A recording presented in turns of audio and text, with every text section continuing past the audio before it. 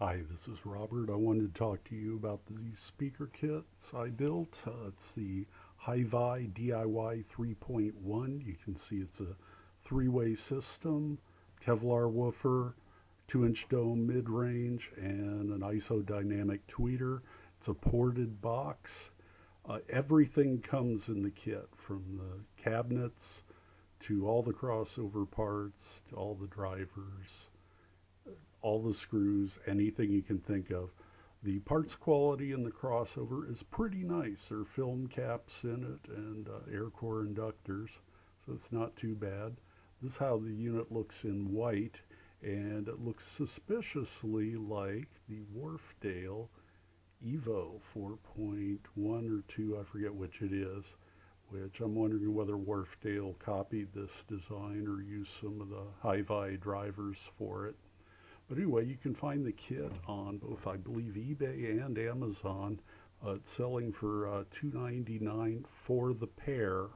It all comes in one big box, about 2 foot square, and everything's in it, including these very nicely milled cabinet pieces, which have these beveled edges, which you tape it together, and you then just wrap the parts, the sides and such, around the center brace and glue the hell out of it. And you get quite a large contact area, as you can see, which comes in handy. I used a lot of glue on this and these wonderful strap clamp things you see here. But you can also see the tape holding the pieces together. A lot of glue came out, and I didn't get it all cleaned off as much as I would have liked. And so, as you can see, they look pretty bad when I got them out of the clamp. So I did a lot of sanding on these in order to get back down to the finish. The MDF is quite dense, so it's good grade stuff. And once I had it all cleaned up, I put a chamfer on the around the top edge and the top. And this was so I could eventually round it down. I did this with a flat file and a lot of patience. But you can see the glue seam running down the center of the chamfer.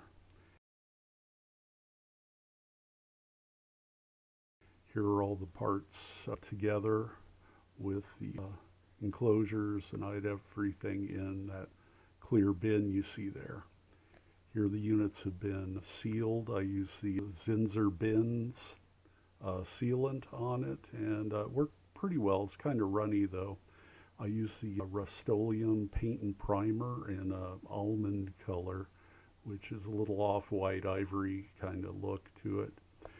The crossovers on these are not too bad. I mean, I've got an iron core inductor and an electrolytic cap in the base circuit. But the notable thing about the crossover is you notice has a rising response on the tweeter, which a lot of people don't like. And a guy named Sellens came up with a Perfectionist mod that flattens that out. This is a shot of his mod. There's a parts list for it on the site. You can go and order the parts all from Parts Express. Here's the diagram for his crossover. You'll notice it's much flatter all the way from the mid-range through the treble. And you can definitely hear the difference. Here's the old one, which is a reference, and then back to that flat new one. It's a very nice crossover design. Here are my building the boards. I use the Auden polypropylene caps, as well as I use a Solon cap I had sitting around. And here you see I originally started using these the sandcast resistors and decided against it and went with Mills resistors. You can also see I put a large film bypass on the electrolytic cap.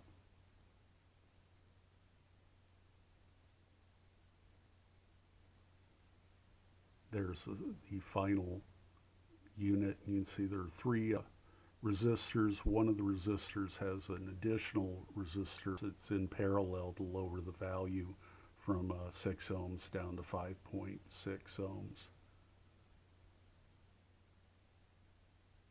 But it's all, it went together nice. Everything fit quite well, and quite happy with the crossover.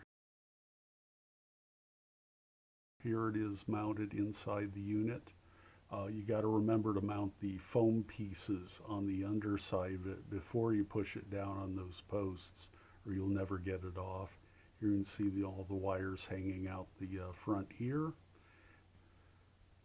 You'll also see that I had the binding posts hooked up as well. I ended up pulling the jumpers out since you're only using one set of posts anyway. The posts are kind of cheesy, but they're made out of brass, so I can't complain. They use foam for the sound dampening inside, the top sheets for the side panels, top and bottom, and the long sheets used for the top and bottom pieces. Here's some nice beauty shots of the drivers. The woofer's 6-inch with a Kevlar woven driver.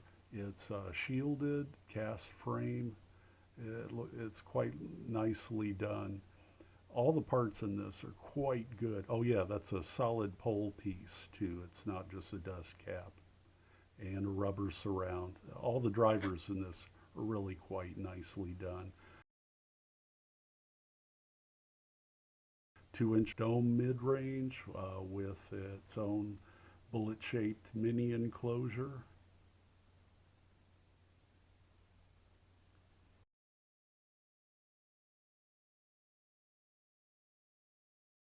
Here you can see it with the isodynamic tweeter, essentially a mylar type magnetic tweeter.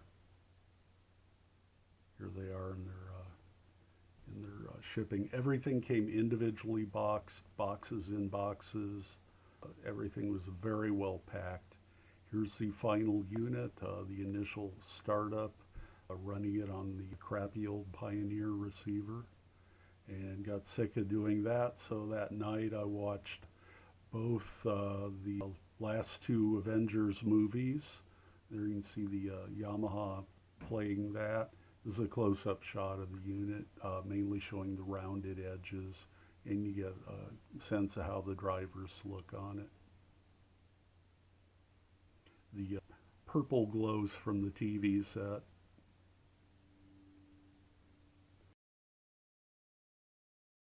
The Nelson Pass F6 amp is completed, so it went into the system, and I used it to drive the Hi-Vi speakers. Here you can see it on the top of the stack. It's sitting on the Yamaha VFET, which is sitting on an Adcom GFA 5800. And they're just on stands, standing right in front of the Magnaplaner speakers here. Couple more shots. But overall, the sound is very neutral. It's clean, it's reasonably fast. It does pale in comparison to the Magnaplaners. It doesn't have that the big image, the depth and detail that the Maggies have. I mean, the Hi-Vis, they sound like good speakers, and the Maggies sound, you know, more like the real thing. They're quite fun to listen to. Eventually I'm going to be using them for surround speakers or something like that. Not quite sure yet. Definitely for while auditioning equipment. Anyway, thanks for watching. Please like and subscribe if you like this kind of thing, and appreciate you watching this. We'll see you later.